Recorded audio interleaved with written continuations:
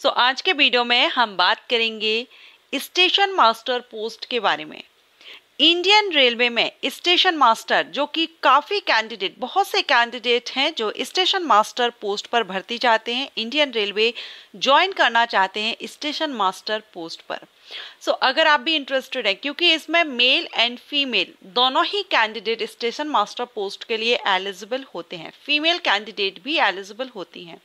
अच्छी पोस्ट है, वर्क अच्छा है, सैलरी अच्छी है।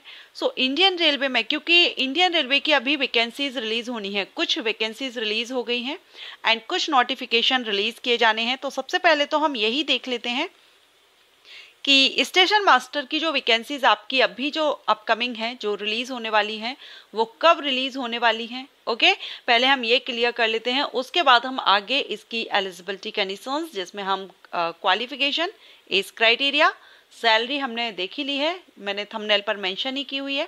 सिलेक्शन प्रोसीजर जो कि सबसे इंपॉर्टेंट पॉइंट रहेगा, सिलेक्शन प्रोसीजर आपको क्या क्या टॉपिक्स कवर करने हैं, डिटेल इंफॉर्मेशन जो सिलेबस पर है, डिटेल सिलेबस पर अगर आप कहेंगे तो मैं वीडियो अपलोड कर दूंगी, आप मुझे कमेंट जरूर कीजिएगा, तो मैं फुल सिलेबस पर वीडियो अपलोड कर दूंगी। अभी हम शॉर्ट में जानेंगे। ओके, तो चलिए पहले हम इसका देख लेते हैं, आपका नोटिफिकेशन कब रिलीज किया जाना है।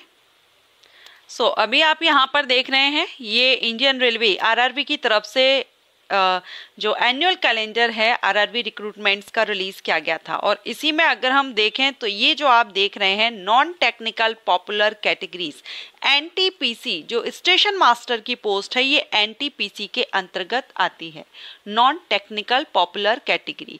अब एनटीपीसी में भी अलग अलग लेवल की पोस्ट होती है, जैसा कि अभी आप स्क्रीन पर देख रहे हैं, level 2, level 3, level 4, level 5, level 6। अब इनमें से जो स्टेशन मास्टर की पोस्ट है ये आपकी लेवल 6 के अंतर्गत आती है।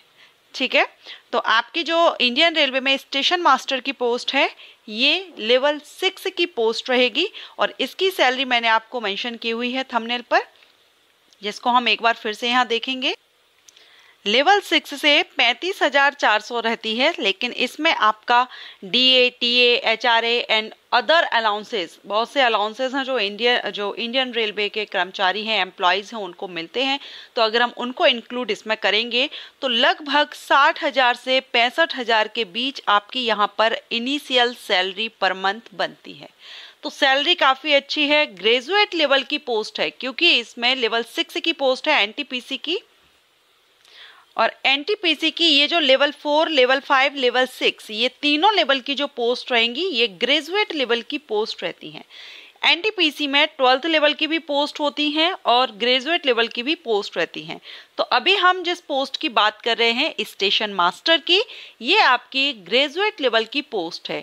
इट मीन्स अगर आप इंडियन रेलवे में स्टेशन मास्टर बनना चाहते हैं तो आपको अपना ग्रेजुएशन कंप्लीट करना होगा, आप एक ग्रेजुएट कैंडिडेट होना चाहिए। फिर आपने किसी भी डिसिप्लिन में किया हो, आप आर्ट साइड से हो, आप साइंस साइड से हो, या आप कॉमर्स साइड से हो, किसी भी साइड से हो, किसी भी डिसिप्लिन में आपने अपना ग्रेजुएशन अगर कंप्लीट कर लिया है तो आप इंडियन रेलवे में स्टेशन मास्टर बनने के लिए एलिजिबल हो जाते हैं। लेकिन इतना ही नहीं है, एलिजिबिलिटी में क्वालिफिकेशन तो देखी ही जाती है, साथ में एज क्राइटेरिया भी देखा जाता है। तो चलिए अभी हम इसका एज क्राइटेरिया देखते हैं, स्टेशन मास्टर के लिए क्या एज क्राइटेरिया रखा जाता है। तो यहाँ पर आपका जो एज क्राइटेरिया है स्टेशन मास्टर के लिए मिनिमम 18 एंड मैक्सिमम 33 ईयर है, 18 से 33 साल है, और ये अनरिजर्व कैटेगरीज के कैंडिडेट के लिए है। अगर आप रिजर्व कैटेगरी से बिलोंग करते हैं, आप SC ST कैंडिडेट हैं, या आप OBC कैंडिडेट हैं, आप PWD कैंडिडेट हैं, एंड फीमेल कैंडिडेट किसी भी कैटेगरी की हो, फीमेल कैंडिडेट, इन सभी को रिलैक्सेशन मिल जाता है सेंट्रल गवर्नमेंट रूल्स के accordingly, 3 year, 5 year, 10 to 15 year. Okay, तो ये यहाँ पर रिलैक्सेशन मिल जाएगा। लेकिन अगर आप अनरिजर्व्ड मेल कैंडिडेट हैं, अगर आप अनरिजर्व्ड मेल कैंडिडेट की बात करें तो उनके लिए एज 18 से 33 साल है। अब आप यहाँ पर देख रहे हैं मैंने +3 यहाँ पर रखा हुआ है, ये क्यों है यहाँ पर मेंशन, तो अभी आपने, अगर आप मेरे रेगुलर व्यूअर हैं, तो इंडियन रेलवे की तरफ से, आरआरबी की तरफ से नोटिस आया था जिसमें बताया गया था कि अब जो आगे वैकेंसीज आएंगी, नॉन गेजेटेड जो पोस्ट रहेंगी उन पर भर्ती रहेगी, और बाकी कुछ पोस्ट पर यहाँ पर भर्ती जब नोटिफिकेशन रिलीज किया जाएगा तो उनमें 3 साल का रिलैक्सेशन दिया जाएगा एज में, सभी भर्तियों में। तो ऐसे में हो सकता है आपको स्टेशन मास्टर की जो पोस्ट आएगी, एनटीपीसी की जो भर्ती आएंगी, इसमें आपको एज रिलैक्सेशन 3 साल का मिल जाए।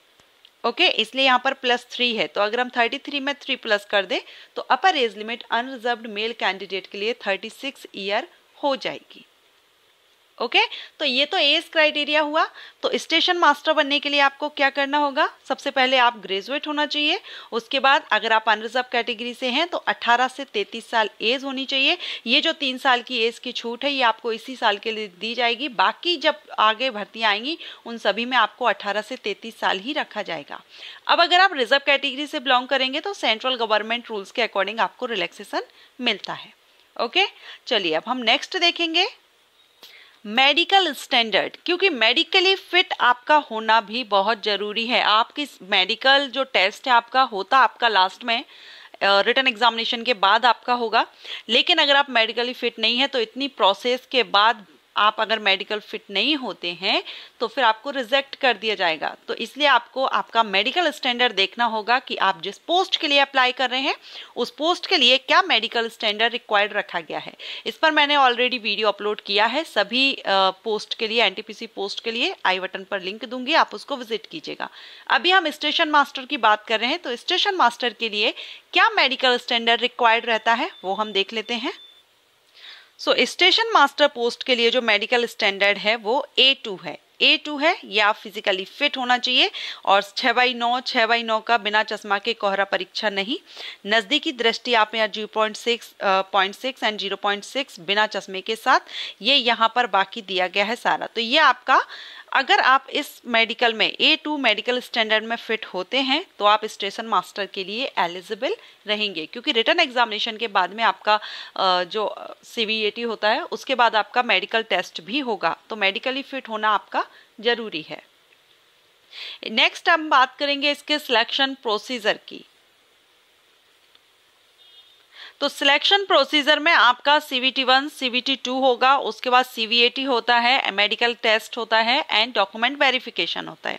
तो सबसे पहले हम CVAT देखेंगे। CVT1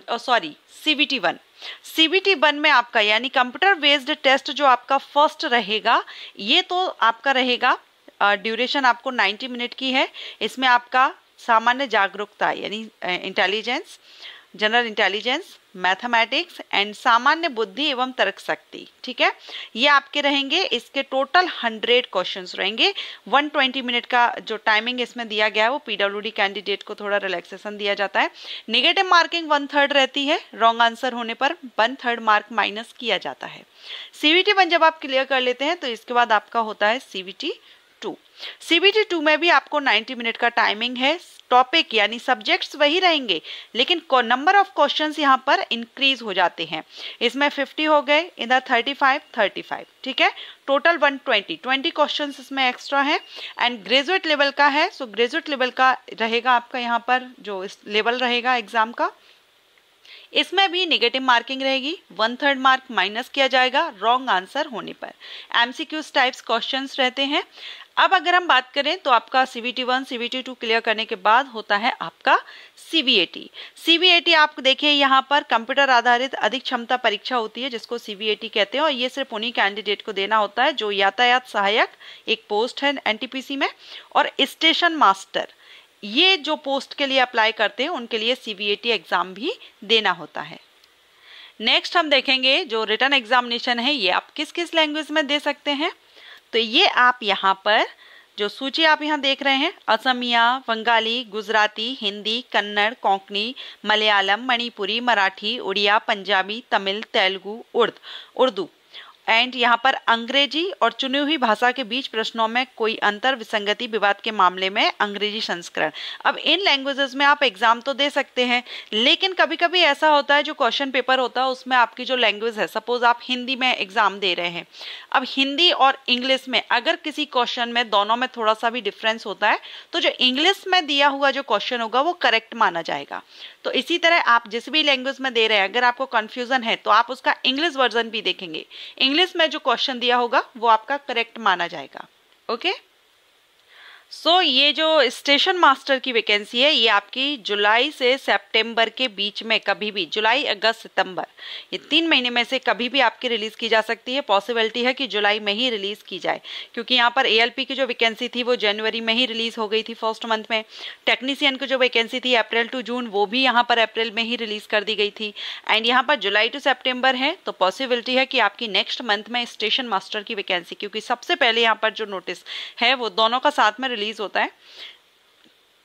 ओके, सो अब आपकी जो रेलवे की तरफ से वैकेंसीज रिलीज होगी वो आरआरबी एनटीपीसी नोटिफिकेशन है। इसमें हमने ग्रेजुएट लेवल की लेवल 6 की स्टेशन मास्टर पोस्ट के बारे में जानकारी ली है। अदर किसी पोस्ट के बारे में आप चाहते हैं, वैसे तो मैंने बहुत से वीडियोस अपलोड किए हैं, फिर भी अगर आप कहेंगे तो मैं वीडियो अपलोड करूंगी। एंड अगर आप स्टेशन मास्टर का, क्योंकि हमने सिलेबस डिटेल सिलेबस नहीं देखा है, सिर्फ हमने टॉपिक्स देखे हैं कौन कौन से सब्जेक्ट कवर करने एंड मार्किंग को कवर किया है इस वीडियो में। अगर आप डिटेल सिलेबस चाहते हैं तो आप मुझे कमेंट कर दीजिएगा, मैं वीडियो अपलोड करूंगी। ज़्यादा से ज़्यादा कमेंट आएंगे तभी मैं वीडियो अपलोड करूंगी। एंड ये वीडियो अगर आपको पसंद आया हो, हेल्पफुल रहा हो, तो लाइक एंड शेयर कीजिएगा। अगर आप वैकेंसी का वेट कर रहे हैं, चैनल को सब्सक्राइब करके रखिए। जैसे ही वैकेंसीज आएगी आपको मेरे चैनल पर फुल इंफॉर्मेशन के साथ वीडियो अपलोड कर दिया जाएगा। Thanks for watching.